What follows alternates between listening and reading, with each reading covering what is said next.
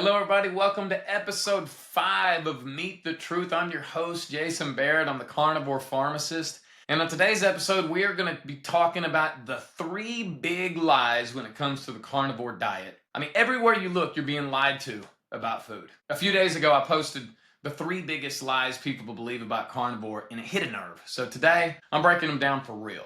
So lie number 1, and this is a big one. It's this: I'll miss out on vitamins and nutrients without plants, nuts, and fruit. And I have to just say right off the bat, that is just simply not true. It's not true. I'm going to dive deeper into this, but you got to understand that humans have been around for a long time, a lot longer than a lot of people realize. Thousands of years. I mean, you go back to the caveman days, go back to before the biblical days. We were already here. We've had to live through an ice age, okay? So let me just go ahead and throw that out there. During that ice age, which was real, how many plants, how many nuts and fruits and veggies do you think that were just lying around? We had to get really good at hunting and fishing and foraging and finding scarce, at that point it was the food supply was pretty scarce. We had to really get pretty good at what we do to be able to survive. And yes, we're not in an ice age anymore, and now we live in this modern society that has a whole bunch of new foods that weren't even thought of back then. But think about that for just a minute.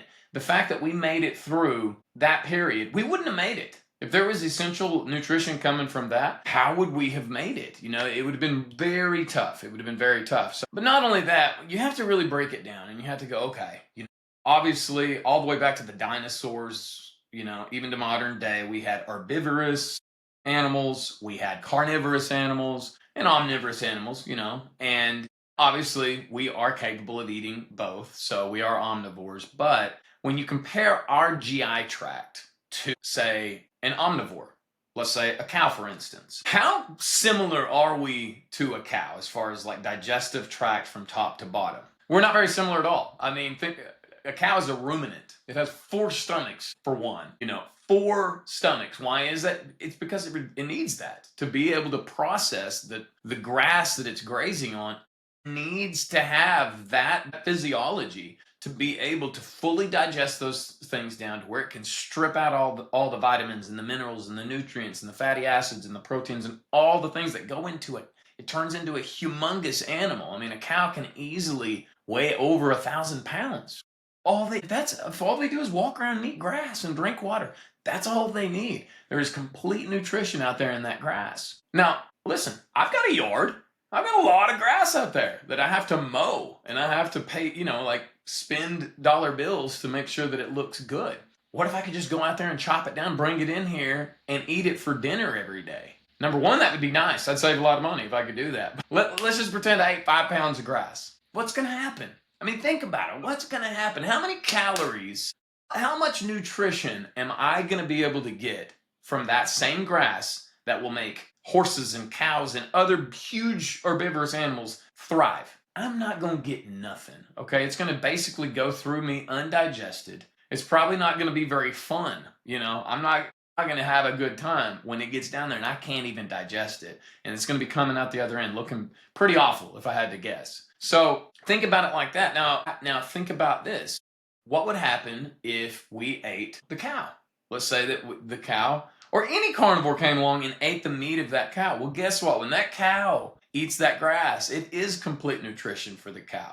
And so it breaks it down and it strips out all the nutrients and vitamins and minerals and all the good stuff so that when a carnivore eats that meat, or the organs, or whatever, they have access to the nutrition that was in the grass because it's now in the meat. The cow has done the work of pulling all those nutrients and vitamins and minerals and all the calories and everything out of the grass, and now it's in the meat. So when we eat that, we definitely have access to it. Not only that, the cow has done a lot of work for us because it's converted a lot of those plant proteins and plant molecules that, again, we can't even digest into animal proteins. And animal, every part of it, it's going to be more bioavailable. And what that means is, number one, it's just going to absorb a lot easier because it's already in animal form. But number two, it's bioactive.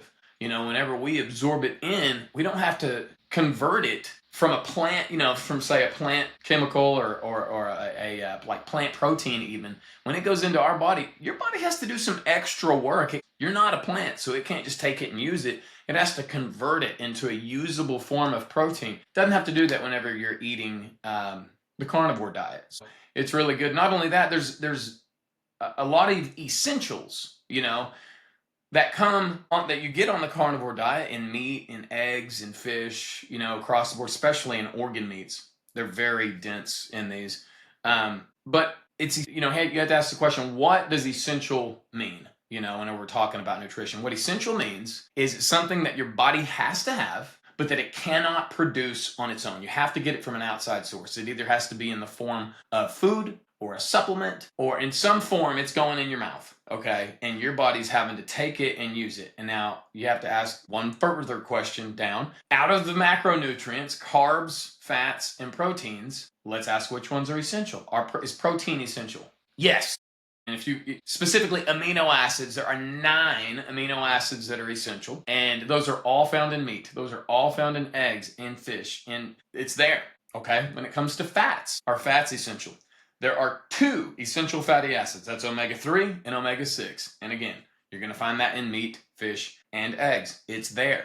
Okay, let's go one more step further. Are there essential carbohydrates? Is there such a thing as an essential carbohydrate at all for humans? This is where a lot of people don't realize this, but the answer to that question is no. No. There is no such thing as an essential carbohydrate. The reason is because, again, our physiology, we are able to produce glucose on demand. There's a process called gluconeogenesis done through the liver of your body, where your body can produce with precision the amount of glucose that you need, and it depends on what you're doing. It might be 2 o'clock in the morning and you're snoring. You don't need, your requirement's pretty low. It knows that. You might be running a marathon.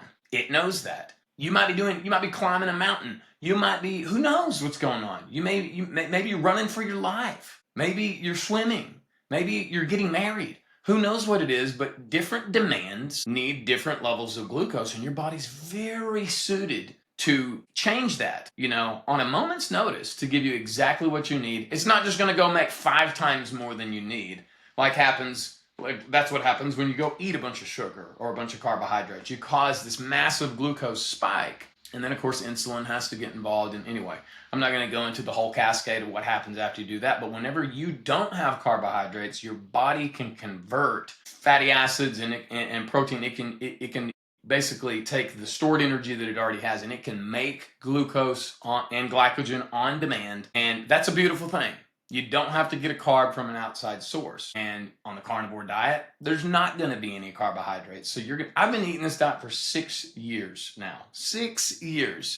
And I have not had one, hypoglycemic or low blood sugar event. So trust me, I promise you, your body is fully capable of running off ketones. It's a very efficient fuel source, and it will make the glucose exactly to the point that it needs it and no more. On top of that, there are some like I said, a lot of the vitamins and the minerals and nutrients are not only there, but they're highly bioavailable, and you're only going to find them in that form in animals. I'm going to give you a short list here, but B12, heme iron, which iron is something that a lot of people are deficient on these days. And it's because iron, especially from plant sources, is very hard to absorb. And even when you do absorb it, it can cause some side effects and stuff. Iron in the wrong form is very constipating when it goes through, because it binds up to a bunch of other things and it can cause constipation.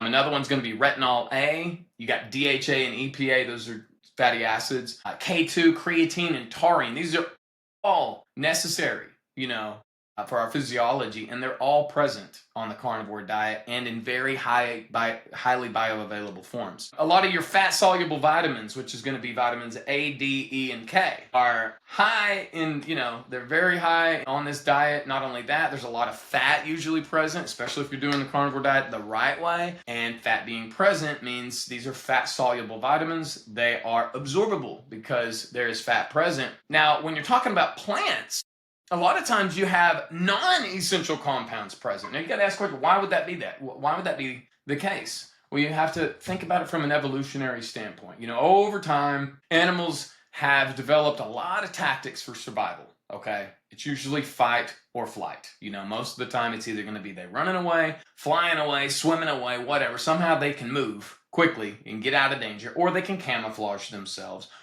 or they can fight back either with teeth or claws or talons, or even like a venom. Sometimes when they bite, they're venomous, and that puts them in a whole other class. They're way more dangerous. But my point is they've evolved for survival reasons, and they're able to do a whole lot of stuff. What about plants? Do you think they've evolved? They have, but in a whole different way, because guess what? Well, they're rooted to the ground. There ain't no flight. They can't run away. They can't fly away. They can't dig under the ground and escape you. They're kind of stuck.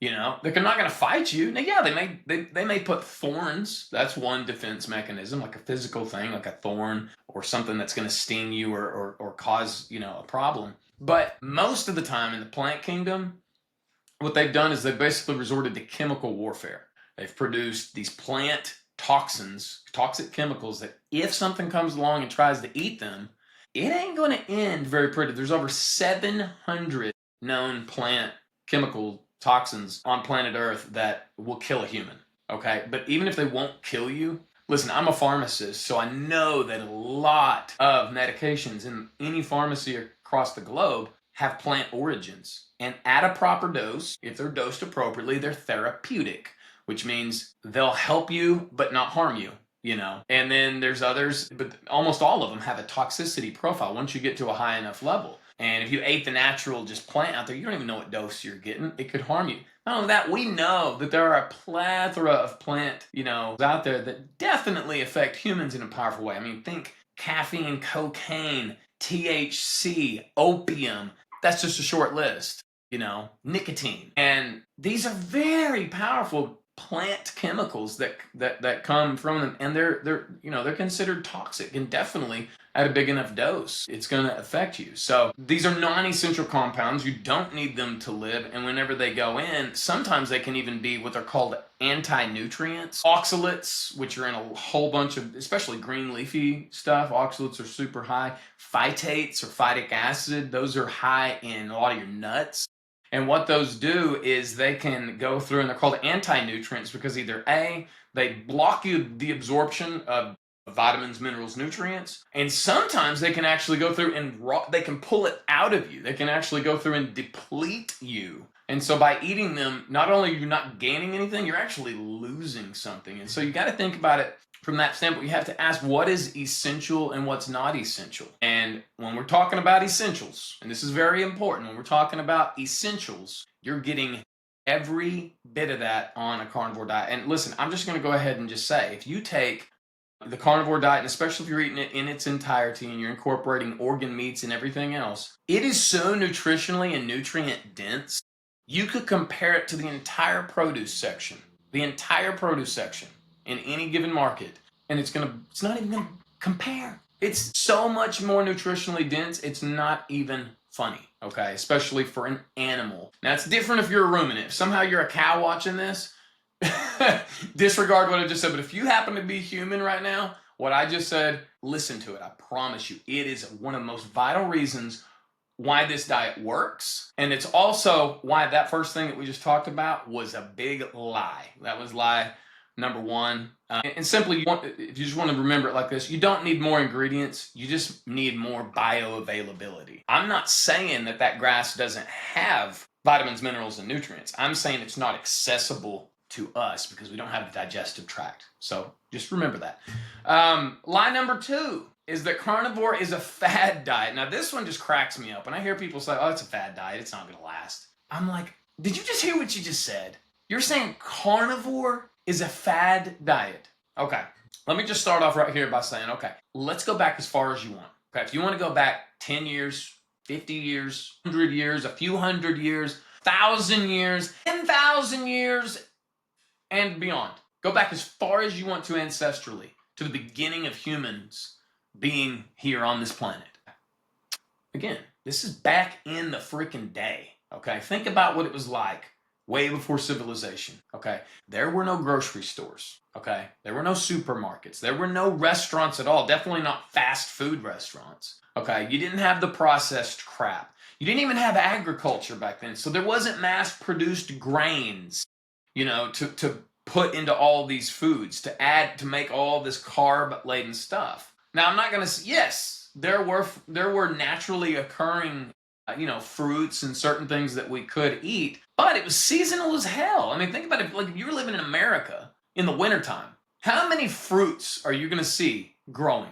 Virtually none. Maybe if you're down in Florida or California or whatever, where it's seasonally, like you got the right seasonality to grow year round. But most of America, you would have not had access to any of that. And that goes for most vegetables as well, and nuts. They don't grow in the winter. And so during that time, you would have had to have been an avid fisherman, an avid hunter, or you would have had to raise your own animal. Now, you can go back, biblical times and beyond. Cattle, pigs, sheep, goats, chicken, all that was available. And fish, obviously. If you live close to the ocean, that was huge. So literally this diet, I would argue, is the oldest diet in the book. It is the most ancestrally old diet that we ever had, because in the absence of all fruits, veggies, and nuts, if you had access to any sort of fish or animals, you had enough. You could thrive.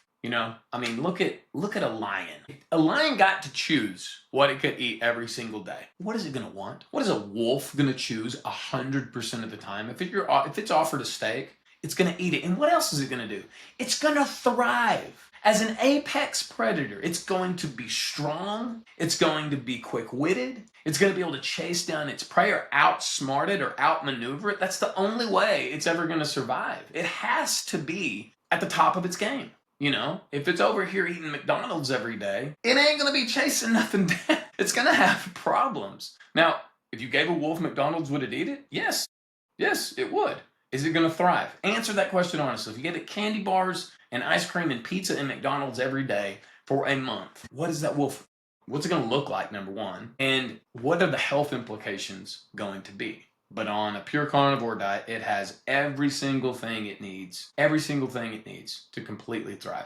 Humans, if you compare our GI tract to canine, we are very, very similar. Very similar. We are not similar at all to a cow.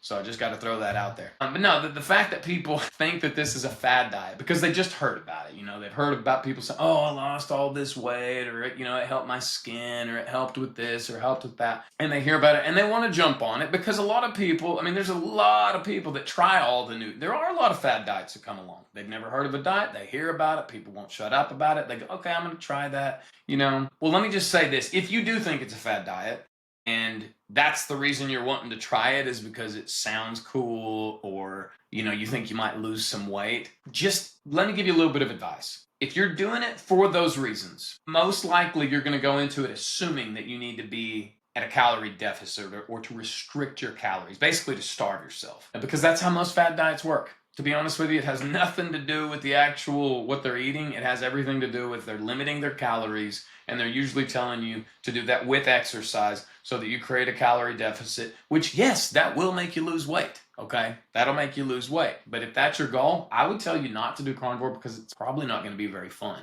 This is one diet where you need to eat enough, okay? Especially in the beginning, because you may come into this diet very deficient, on certain minerals or vitamins or nutrients, and your body may be a little extra hungry for the first few weeks. It's not uncommon for people to gain 10 to 15 pounds. I'm not playing, but they feel great. If you go, okay, they're like looking at the scale like, I'm 10 pounds, 12 pounds, 15 pounds heavier, but I feel amazing, and my brain fog's gone, and I have the energy, and I'm sleeping better, and my libido's better, and blah, blah, blah, blah, blah. The list goes on. And I'll just say, when they tell me that, I'll be like, I did the exact same thing, but I didn't do this diet to lose weight. I did it. Let me give you just a quick reason why I did it. Like I said, I'm a pharmacist. And so what happened to me was in my mid-20s, I started developing these really weird symptoms, and it just kind of went from bad to worse. I started going to the doctor, got referred several different times to numerous different specialists, ended up with rheumatology. And over the course of several years, they finally came to the diagnosis of it was an autoimmune chronic inflammatory condition. It was called ankylosing spondylitis, but just within a short time after that, they said, well, you actually have rheumatoid arthritis and psoriatic arthritis as well. So it was like this weird trifecta. I had symptoms from head to toe. I had psoriatic lesions on the back of my scalp and on my arms. I had TMJ. I had extreme cervical pain way, way up the top of my neck, right where my neck connects to the back of my skull. I had swollen rheumatoid fingers, 3 or 4 of my digits were swollen and very, very painful. I had brain fog. I was chronically fatigued. I had GI symptoms. I had bilateral ankle swelling. I had multiple places on my spine that were very, very inflamed, including my SI joint, which is right around the pelvis area. And that one's a huge one for ankylosing spondylitis. In fact, that's the reason why they went with that diagnosis, is because I had the sacroiliitis, is what it's called, SI joint, very inflamed. And anyway, after taking basically every anti-inflammatory drug in the pharmacy, and I believed that they would work. I am a pharmacist. I have big reasons to believe that this medicine was going to save me. I took them. I was the most compliant patient ever. I took them as prescribed. I went through, they started off with Medrol and some steroids. Then we went through all your NSAIDs, starting off with some of the, more friendly ones and going with some of the big potent ones that we know are bad for you long term. I tried those anyway just to try to get some relief. Every time I did, either it just didn't work or it caused, my liver or my kidneys to not, they didn't like it, or it caused a weird side effect and I couldn't tolerate it. So then we move on to your DMARDs and some of your other drugs. And I know this is big words, but finally we go to what they call, he said, it's time for the big guns. I'm like, okay, what is that? And he said, we're going to start you on Imbrel, it's a biologic, very powerful medication. It costs at least $5,000 to $6,000 for just a 1-month supply. And what it does is it's a very strong immunosuppressant. It literally turns the power of your immune system way, way, way down. Well, the good news, and there's bad news too, but the good news when it does that is, yes, your inflammation does significantly lower because your immune system is basically dysfunctional. It can't do what it wants to do, That's also the downside. If you get even a minor infection, if you get the common cold, if you get a flu, if you get bit by an insect and you get a staph infection, all of these can turn into life-threatening, very serious infections, because what normally your body could handle and just get rid of after a few days, it can't, because it's dysfunctional, because there's a drug suppressing it, making it to where it can't do its job. Another big one that people don't realize, and if you go look into these drugs, they're called biologics, a lot of them will increase your risk for multiple different types of cancer. The reason being, your body, cancer cells pop up pretty commonly, in the human body, even starting at a young age. But when your immune system's functioning properly, it identifies those cells as foreign, as cancerous, it marks them, and the immune system literally attacks it and gets rid of it, basically destroys it before it can do anything, before it can spread. Well, when you're making your immune system dysfunctional with a drug, your risk of cancer goes way, way, way up. And so I knew this going into this, but I was so desperate for answers and for some relief that I was willing to try it anyway. And don't get me wrong, those helped for a little while. What I didn't realize when I first started them is that they weren't going to last forever, and they absolutely didn't. Anyway, I eventually said, refer me to the Mayo Clinic. I go up there. They didn't do much more than what I was already getting. They kept me on the same drugs. I got no relief. And finally, it got so bad, the neck pain, that I went to a different doctor, and they did some scans, and they said, hey, buddy, you have significant erosion at C1 and C2. And I'm like, what does that even mean? How does that happen? And like, I don't know. I've already referred you to a neurosurgeon. I'm like, whoa, neurosurgeon? Why that?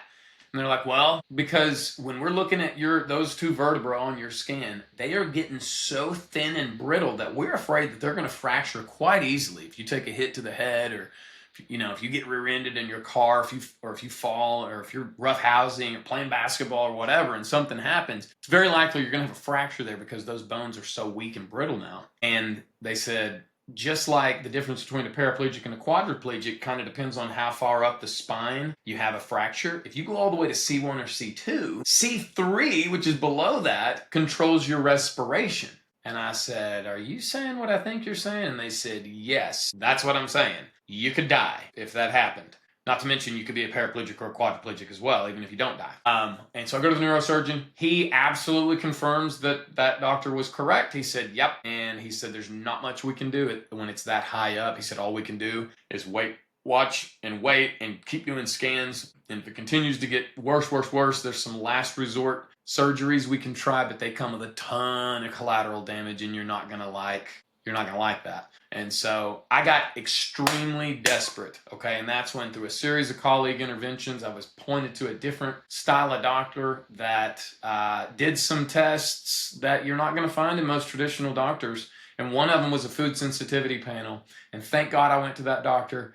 Thank God I listened to my colleagues. Thank God I got it, because I got a 17-page report telling me that I was sensitive or allergic or whatever you want to call it to, like 95% of the food on the planet that I had no issue with for the first 2 to 3 decades of my life. But at this point, this report is saying, it was basically telling me to do carnivore. It was crazy. And so at that point, I went and did as much research on the carnivore. I thought it was the craziest thing ever. I thought I was going to end up, chronically constipated, and that my heart was going to clog up and explode, and I was going to have gout, and all these bad things that they say, is going to happen if you eat a lot of red meat and saturated fats, animal fats. And so, but I turned to my wife and I said, listen, the evidence is clear. It's telling me to avoid all these foods. I'm going to try carnivore, not because meat is magical, but because it's telling me not to eat all this other stuff. So essentially, this is a massive elimination diet for me. I'm going to eat just this and none of this and see what happens. And I kid you not,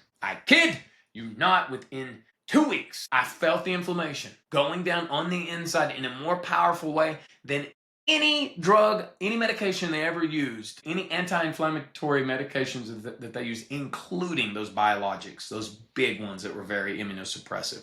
I couldn't believe it. I literally could not believe it, because I had tried dozens of diets before this and never had anything remotely close to these results.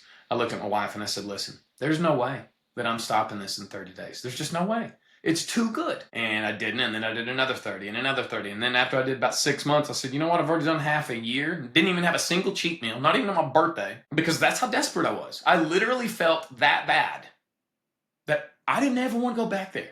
It was like the darkest, most hellacious nightmare of my entire life. You couldn't pay me enough money to go back there.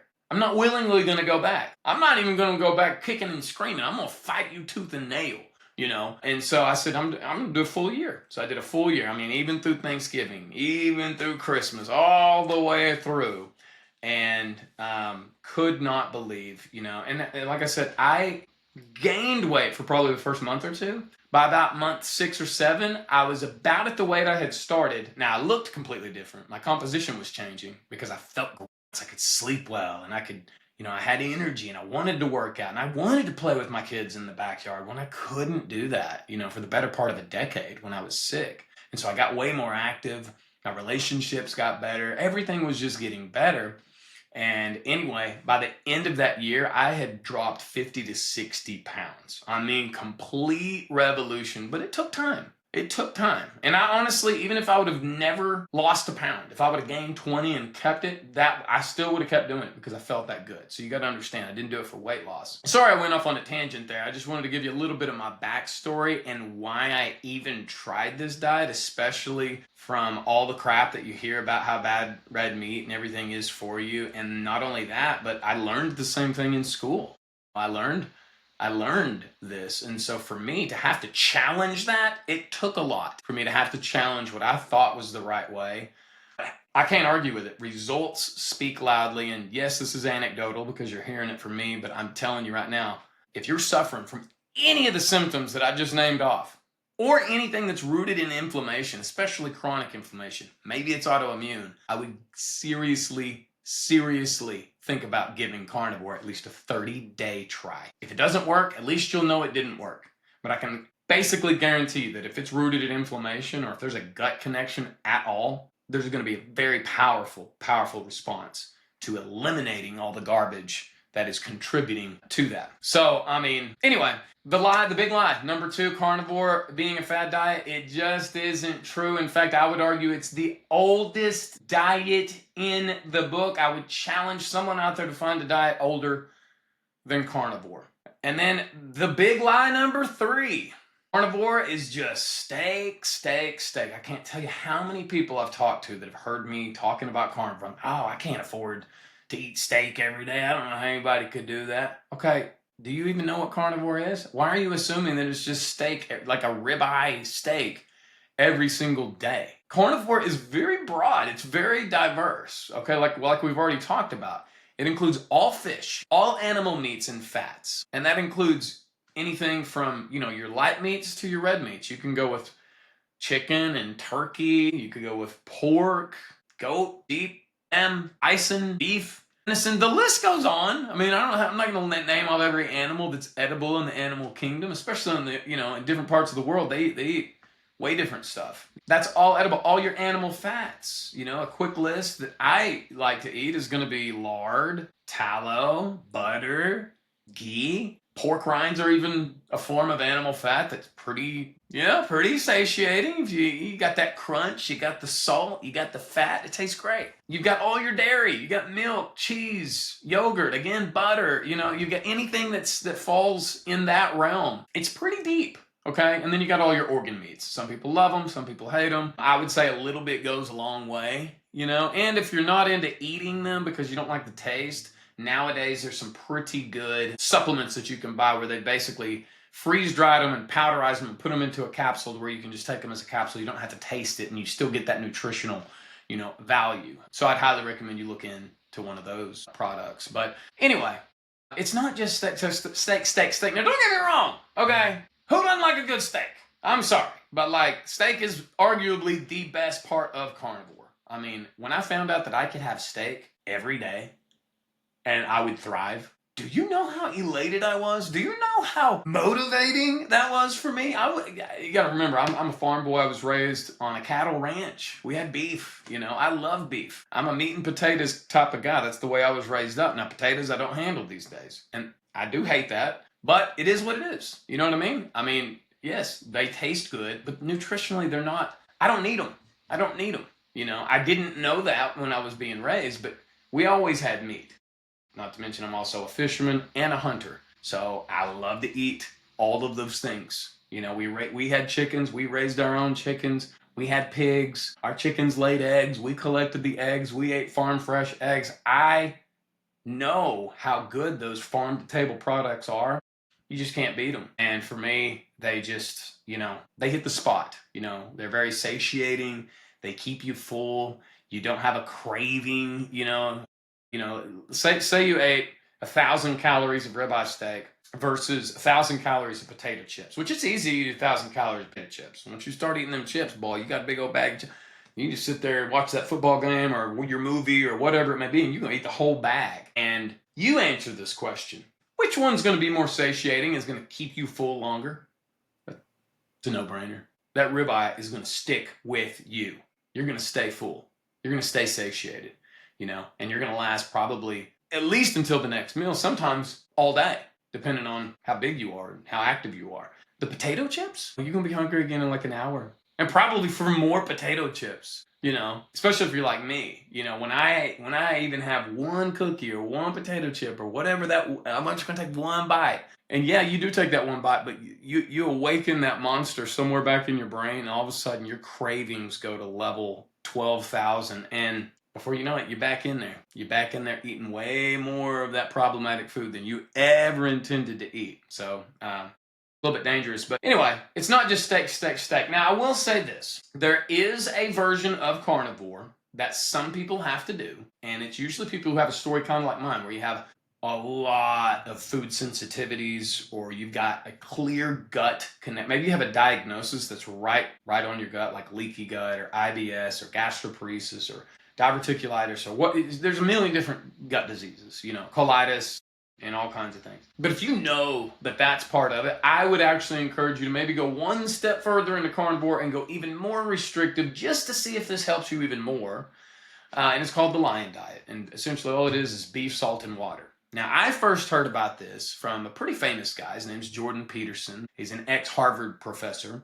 And his daughter, Michaela Peterson, and what had happened is she had a lot. My story is very similar to hers. Hers is arguably worse, and hers actually started when she was still a juvenile, when she was still a child. She already had massive arthritis. It was wrecking her body. It was systemic. It was chronic. They couldn't get relief. They had money. Okay, they're doing pretty well, and they could afford to go to some very high-end doctors, and they weren't getting answers. And they tried the carnivore diet, and they got massive symptom relief. And eventually, they whittled it all the way down to the lion diet. And for her, it got rid of every symptom she had. I mean, go look her up on YouTube if you want to know more about her story, because it's very visual. She shows the surgeries that she had to have while she was still a kid to replace both of her hips because arthritis had destroyed it, and how her depression was like the worst depression on the planet, and so many other things. And she goes carnivore, and then she goes lion diet, and I mean every single symptom resolved itself with no medicine. With no medicine. And so her dad saw how powerful it was, and he decided, you know what, I'll give that a try. And when he did it, he noticed his energy levels soared. His mental clarity was way higher than he thought it could even go. He didn't realize he had any level of brain fog, and he did. And anyway, for him, he eventually went full lion diet just like she did. And I just saw an interview with him not too long ago where basically he said that what he eats is strip loin 3 times a day, which, I mean, who wouldn't love that? That's filet, you know? And he eats it for breakfast, lunch, and dinner. Now, again, his budget may be different than, he can afford it. But my point with him is this. He could afford to eat anything he wanted, okay, on this entire planet, and he chooses to eat that. That should tell you something. When he can afford anything on the planet, and out of everything on the planet, that's what he chooses to eat because he thrives on that diet, and his daughter thrives on that diet. And I believe he said his wife is also doing it. All 3 of them are absolutely thriving on this diet. You can't not pay attention. There's no reason for them to lie about that. There's no reason for them to say this story and it not be true. And I'm living proof. Like I said, I was the biggest ball of inflammation, and I was just hopeless. I just had already given up. I'm like, I'm never going to get rid of this thing. And that's what the doctors were telling me. They're like, oh, you're screwed. Like, this is chronic. It's autoimmune. There's no cure. It's only going to get worse. We'll try to slow the progression. You'll just have to kind of deal with it as best you can.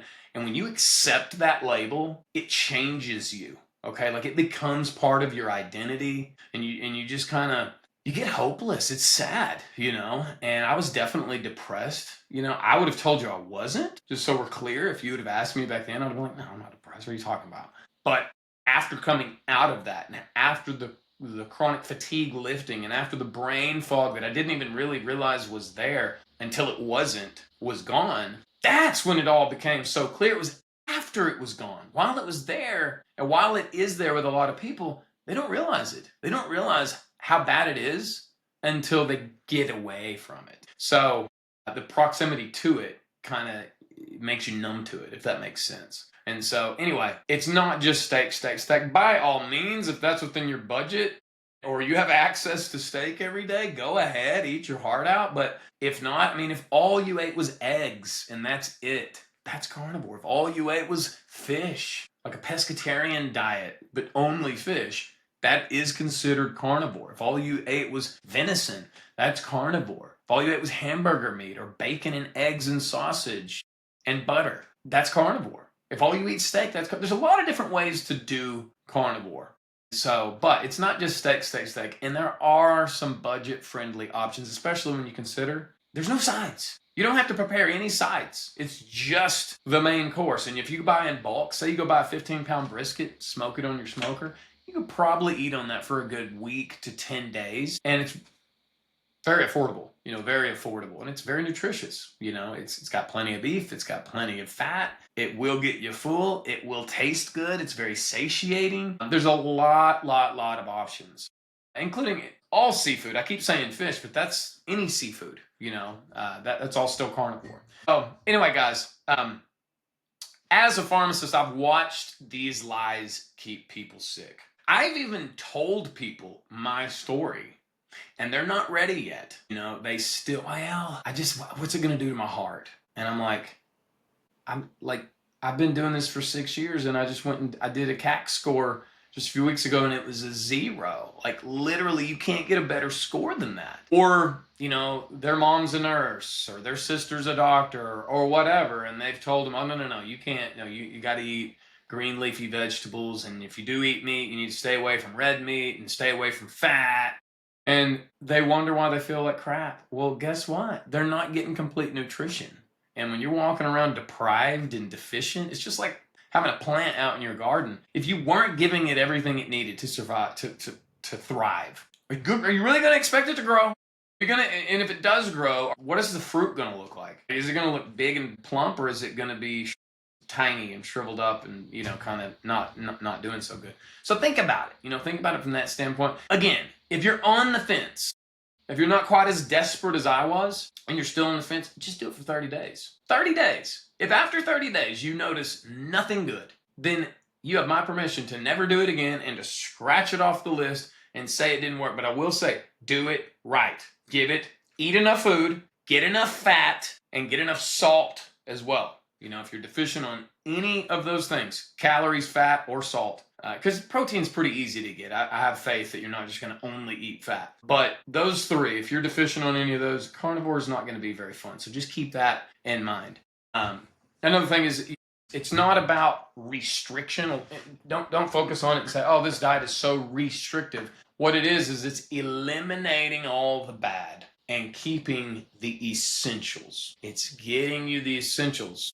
It's getting you the proteins. It's getting you the fats. It's getting you the nutrients, the vitamins, the minerals. It's not getting you the carbohydrates and the sugars and the processed and the ultra processed and the seed oils and the artificial sweeteners and the preservatives and the dyes, and the list goes on. I could keep going. There's a lot of stuff out here in this food that is not doing anything good for you. So just keep that in mind. You don't need more foods. You need more absorbable foods. And when you're eating it in the form of carnivore diet, they're very bioavailable, very absorbable. A fad diet, if it was a fad diet, it would be over in just a few weeks. Even if it was 6 to 8 weeks, you're not going to keep doing it. That's the definition of a fad diet. Carnivore's been around since the beginning. You know what I mean? It's older than dirt.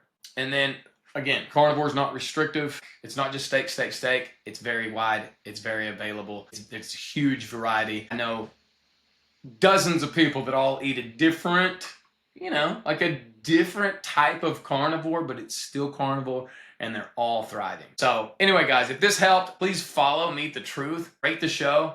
And would you do me one favor? Share this with one person. Think of one person right now, whether they have symptoms similar to the ones that I shared with you, or whether their sibling or someone that they know may have that. Share it with one person. That does so much, because there's someone who needs to hear this message.